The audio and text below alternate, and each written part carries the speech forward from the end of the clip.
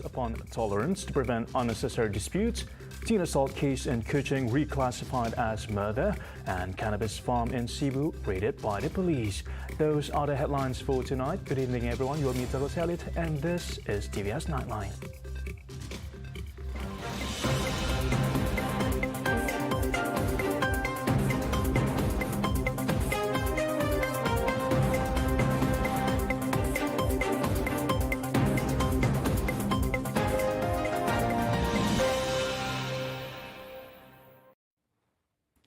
Dato Sri Ismail Sabri Yaakob today called on the people to be tolerant and sincere, to avoid unnecessary disputes and to take the country to greater heights. In his Maalhidra message, he urged all Malaysians to maintain harmony and unity by practicing the concept of tasamuh or tolerance, as demanded in Islam and a trait that is universal. Semangat tasamuh ini telah dianjurkan oleh Rasulullah sallallahu alaihi wasallam semasa membangunkan kota suci Madinah, di mana golongan Ansar dan Muhajirin menzahirkan sifat toleransi yang melahirkan masyarakat berkasih sayang.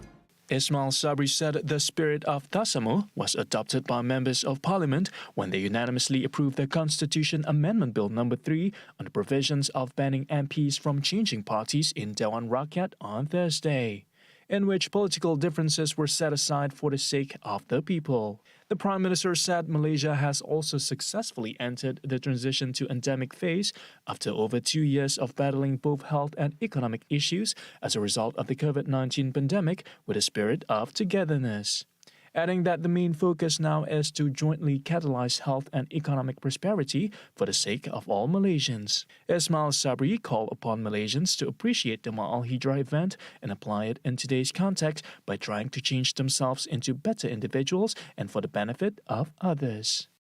Saya dan keluarga mengucapkan selamat menyambut Maalhidra 1444 kepada seluruh keluarga Malaysia beragama Islam di mana jua anda berada. In crime news, 2 male suspects have been remanded in connection with brutally assaulting an 18-year-old male teenager. Acting Kuching District Police Chief Superintendent Mervin Lisa said the incident occurred at a commercial area along Jalan Tunjuga around 1 a.m. on Friday. The commotion was believed to be due to the deceased's personal romantic relationship. Additionally, the case has been classified as murder. In the incident, the 2 suspects were alleged to have beaten up an 18-year-old victim, resulting in serious injuries, and succumbed to it while receiving treatment at Sarawak General Hospital. The suspects, aged 43 and 50 years, are now remanded till August 5th to assist investigation under Section 302 of the Penal Code. A postmortem will be conducted tomorrow. Those with information regarding the case are urged to come forward to assist in the investigation. Masquerading behind a vegetable garden, a cannabis farm in Sungai Bidut in SIBU was uncovered by the authorities on Wednesday. The plants, measuring between 2 to 7 feet tall, were grown indoors in a farmhouse. 5 suspects, including 2 women aged between 29 and 59, were detained during the raid. According to Sarawak Deputy Police Commissioner Dato Mancha Atta, a total of 34 cannabis plants worth over 56,000 ringgit were seized, alongside a vehicle worth 40,000 ringgit. All 5 suspects, including 2 foreigners, have no prior criminal records. They will be remanded until July 30 to assist with the investigation under Section 6B of the Dangerous Drugs Act 1952. Meanwhile, one of the male suspects will be investigated under Section 15, Subsection 1, under the bracket A of the Dangerous Drugs Act 1952 after he tested positive for drug tests. If convicted, the suspects could face life imprisonment and a minimum of 6 strokes of the cane.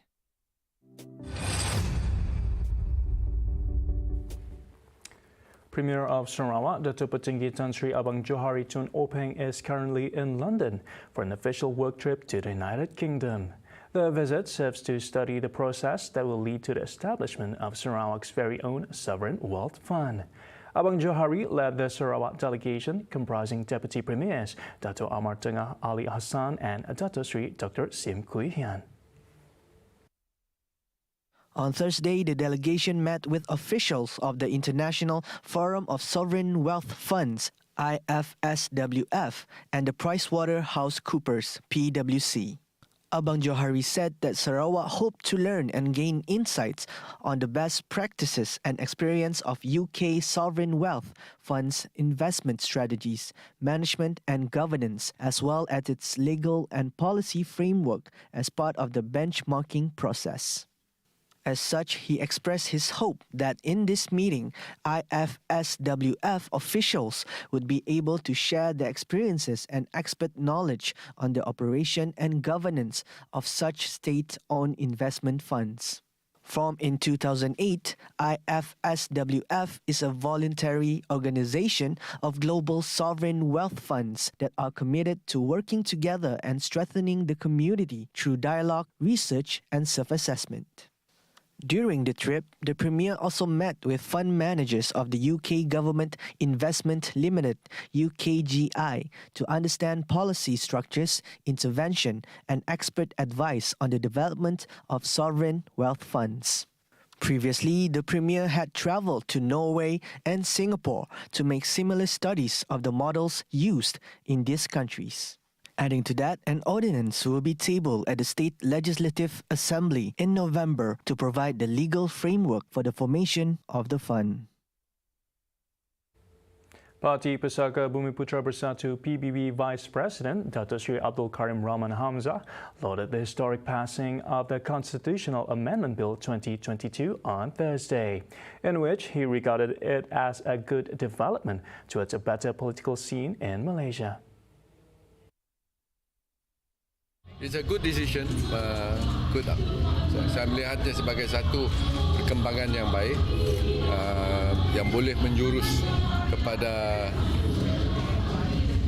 perjalanan politik yang lebih baik untuk Malaysia. Yeah. Karim, who is also the State Minister of Tourism, Creative Industry and Performing Arts, noted that Sarawak does not need to enact its own anti-party hopping bill, seeing that the Election Act is a federal law and not a state law. Saya rasa perkara macam ini ya tidak perlu di peringkat dunia. Kalau Parlimen sudah membuatnya, kerana akta pilihan raya adalah akta di peringkat pusat. Kita hanya menunggu bila ia digazet saja untuk menjadi undang-undang yang diguna pakai. On Thursday, the Dewan Rakyat unanimously passed the constitutional amendments to the anti-party hopping law, which prohibits Member of Parliament to switch parties. The bill secured over two-thirds majority vote, with 209 members of Parliament voted in favour of the bill, while 11 members were absent. Now, the Philippines on Friday reported its first case of the monkeypox virus. A day earlier, Singapore reported its 11th monkeypox infections, while Thailand so far reported 2 cases. With its close proximity to Malaysia, fear looms that it may eventually reach our shore. Earlier today, we spoke with Sarawak State infectious disease physician Dr. Chua Hock Hen on the concern. Here's a snippet of what he said. Yeah, so this is a very difficult question, but definitely, as you can see, that monkeypox cases have spread across, I think, 70 nations with about 18,000 cases reported thus far. I think it's just a matter of time before it would reach our country lah. Yeah, I can't predict, but I think everybody need to be prepared to face it, because there is always a possibility of coming. The questions of when, nobody knows. We just need to prepare ourselves. Yeah. Just like COVID-19 management, Dr. Chua said prevention is the best method of dealing with the infection. He suggests those with suspected symptoms, such as rash and lesions, to immediately seek professional help. The best thing to do at this moment is to prevent yourself from getting monkeypox. That is the most important thing. And second thing is, if you have risk factors for to get monkeypox, when you visit the doctor with symptoms and probably with rash, you have to actually ask the doctor a question: could I be having a monkeypox? All those things, so that the doctor would be alerted as well and would get more information from you. As for now, the incubation period for monkeypox is around, on average, is about 6 to 13 days, but it can range between 5 to 21 days. So the treatment, okay, so far monkeypox that we are seeing now, they are self-limiting, meaning you can have all the symptoms, but after 2 to 4 weeks, in general, it can resolve by itself. But as what I mentioned earlier, there are certain groups of people who are more at higher risk of getting severe infection from the monkeypox. In a bid to win over the youth hearts and minds to congregate at the mosque, the inaugural Maalhidra Festival incorporates activities that appeal to the masses, especially the youth, in conjunction with efforts to invigorate the spirit in welcoming the arrival of the month of Muharram. Festiviti ini adalah bertujuan untuk merapatkan lagi masyarakat, merapatkan lagi kita dengan masyarakat, lembaga dengan masyarakat, dan tujuan kita juga adalah supaya kalau boleh orang belia dan sebagainya tadi mendekati masjid. Itulah tadi kalau dilihat sini kita ada e-sport, kita ada berbagai aktiviti lasak seperti mendaki itu tadi kalau udah boleh tengok kat sana, dan berbagai lagi. Tujuannya lah supaya belia. Kita ada juga pertunjukan oleh pihak askar pengakap daripada Pasukan Pengakap Sarawak. Jadi kita berterima kasihlah kepada mereka semua ni kerana telah sudi untuk bersama-sama kita cuba untuk memeriahkan festiviti ini. Abang Wahab officiated the festival with the symbolic rising of the LAK-MNS flag. The festival will also feature a variety of cultural activities and performances. Sekarang kita ada satu seminar yang berlangsung, dan di belakang nanti ada kita pertandingan mahaban, pertandingan silat dan sebagainya. Jadi memang macam cakap tentang silat ni memang ada kata orang peminat-peminat. Jadi suka bagi kita nak mengatakan berapa, tapi kita melihat kepada kawasan ini ianya mencukupi untuk lebih kurang dalam 3,000 orang. As such, the event is poised to become an annual event. He added that the Senior Minister of Works, Datuk Seri Fadila Yusof, will be the guest of honor for the closing of the 3 days event. Don't go anywhere, because coming up after the break, St. Joseph's Private School Choir wins gold in International Choir Competition, and chicken ceiling prize to be reviewed after August 31st. Right here on TVS Nightline. Stay tuned.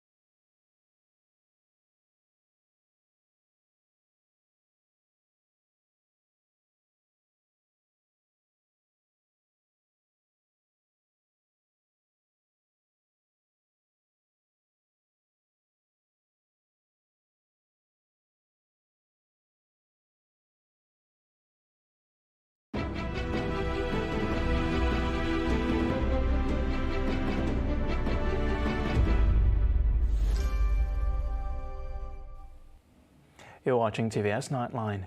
St. Joseph's Private School Chamber Choir won the Gold Award at 11th Bali International Choir Festival, BICF, beating its counterparts from Hong Kong and Indonesia.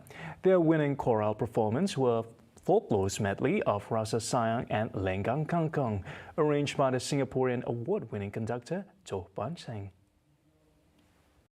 In their virtual performance for the BICF, the choir members were arrayed in traditional costumes reflecting the cultural harmony of Malaysia. Their harmonious voices were complemented by traditional Iban and Orang Ulu dance movements filmed on the grounds of the Sarawak Museum and Museum Garden in Kuching, with a message for all to visit our beautiful country. The achievement is yet another feather in their cap, as they have recently bagged the Gold B Award in the pre-record teenage category and were the first runner-up in the Teenage Youth Choir category at the National Choir Competition organized by the Malaysian Choral Ostadfed from July 16 to 17. The school's chamber choir has grown from strength to strength since its inception in 2017. Their signature performances that garner international attention always feature Malaysian folk songs and cultures. The school's chamber choir will sing for worthy cause, performing live at the Rhythm and Colour 2022 The Family Celebrates concert on August 5th and 6th at 7:30 p.m. to celebrate the anniversary of St. Joseph's Family of Schools Kuching, as well as to raise funds for the new school building. The grounds of Kuching South City Council MBKS headquarters came abuzz with lively atmosphere as the Kuching Festival Fair, or better known as Kuching Fest, returns after a 2-year hiatus. The festival this year will run for 3 weeks until August 21st and celebrates Kuching City's recognition by UNESCO as a creative city of gastronomy. Checking out the first night of the festival is our colleague Adlina Rahman. The much-anticipated food festival, Kuching Food Festival 2022, is finally back after 2 years of absence due to the pandemic. Now, as you can see from my surrounding, the festival is well celebrated as cars lined up in the area, with crowds eager to participate in the event this year.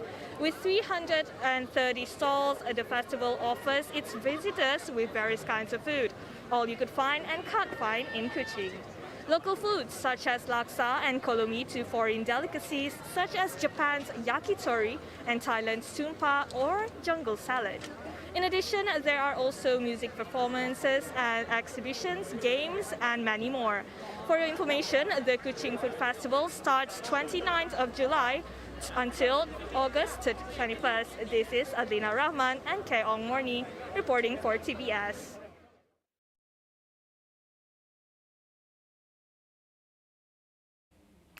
Malaysia's total population in 2022 rises to 32.7 million, a significant increase of 100,000 as compared to last year's figures, denoting an annual population growth rate of 0.2%. Gender-wise, the male population exceeded those of females, with a ratio of 109 males for every 100 females. State-wise, Sarawak recorded a 2.5 million population with an annual growth rate of 0.2%. However, according to Department of Statistics Malaysia, DOSM, Chief Statistician Datuk Seri Muhammad Uzair Mahidin, Malaysia is facing a declining population growth rate due to the lower number of non-citizens from 2.6 million in 2021 to 2.4 million in 2022. He attributed it to the restrictions imposed on international travel by countries during the spread of the COVID-19 pandemic worldwide in 2020 and 2021. He added that the slower population growth trend also occurred in other countries such as Singapore, Australia, the United Kingdom, Japan, New Zealand due to decrease in total fertility rate and the international net migration, as well as an increase in the number of deaths due to aging. Meanwhile, on the sex ratio of the population, the male population stood at 17 million in 2022 compared to the female population of 15.7 million. The higher ratio of males is attributed to the higher numbers of males for non-citizens. Additionally, Muhammad Uziz said, based on the United Nations definition, Malaysia has become an aging society with median age increased from 30.1 years in 2021 to 30.4 years in 2022. The percentage of population aged 65 and over increased from 7% to 7.3% for the same period. Whereas the composition of the working age, population aged 15 to 64 years, increased from 69.4% in 2021 to 69.5% in 2022. The government will review the standard chicken retail ceiling price as well as the approval to export chicken after the implementation of the chicken ceiling price ends on August 31st. Agriculture and Food Industry Minister Dr. Sri Ronald Kiandi said the government will study whether to maintain the subsidy or to float the price or to reopen the export of whole chicken abroad. Currently, a standard chicken retails for 9 ringgit 40 cent per kilogram in Peninsular Malaysia, while ranging between 9 ringgit 80 cent to 12 ringgit 90 cent per kilogram in Sarawak, depending on the district. Ronald said the government is aware that there are some who are selling standard chicken lower than the set ceiling price. He said that the government compensates by giving subsidies to farmers of 1 ringgit and 20 cents per kilogram. He added that the move had stabilized the supply of chicken and its prices in the market.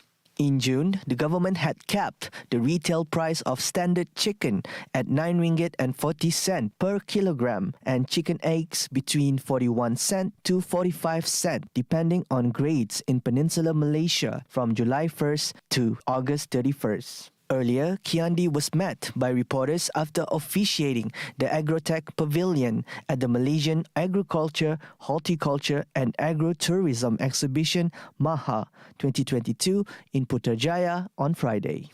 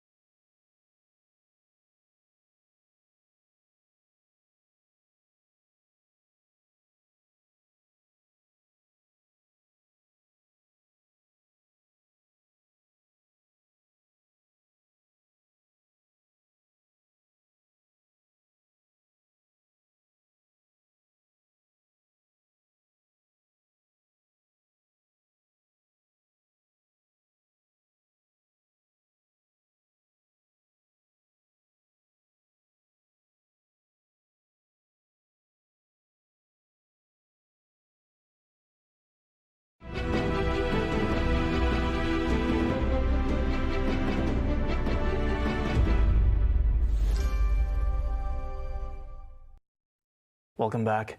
At least 2 dancers were injured after a giant screen fell onto them during a live concert in Hong Kong on Thursday. The incident left one of the dancers seriously injured and injuring 3 audience members, prompting Hong Kong authorities to launch an inquiry and ban the boy band from performing pending an investigation.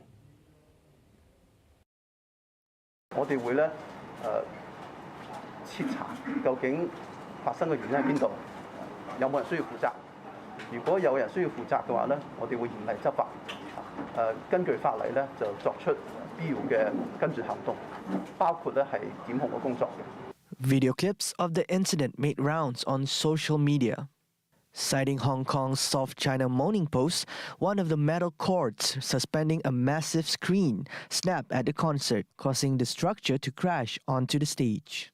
Hong Kong's leader John Lee said he was shocked by the incident and has ordered a comprehensive investigation to ensure the safety of performers, staff, and the public. None of the 12 members of the boy band Mirror were hurt in the accident at the Hong Kong's Coliseum. More than 13,000 of their fans signed an online petition asking the concert organizer to fix the problems and ensure the safety of all.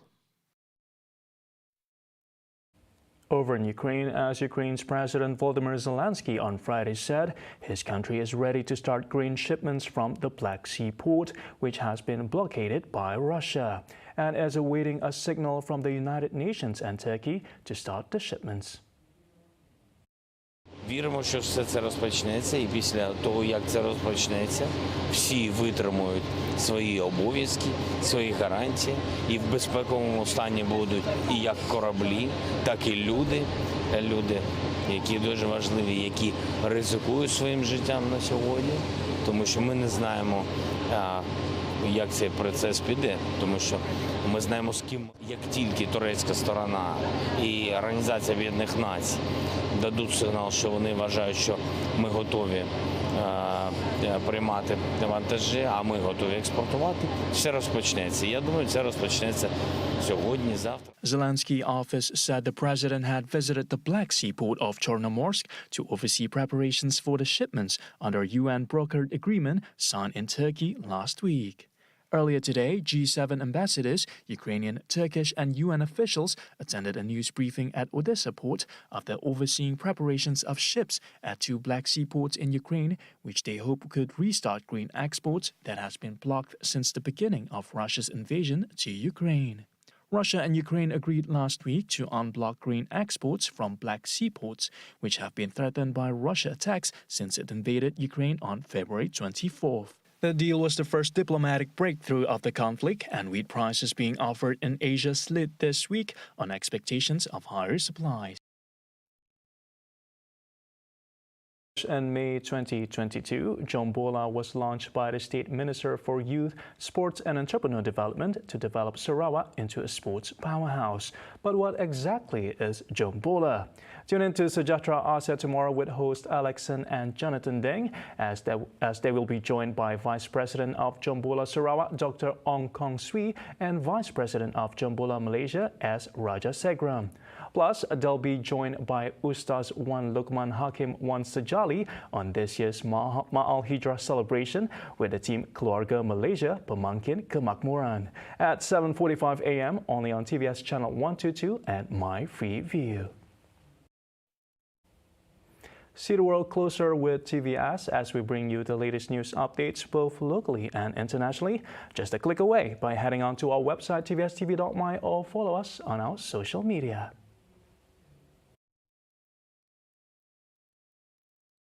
For TVS Nightline, I'm Douglas Elliott. Thank you for watching and have a good weekend.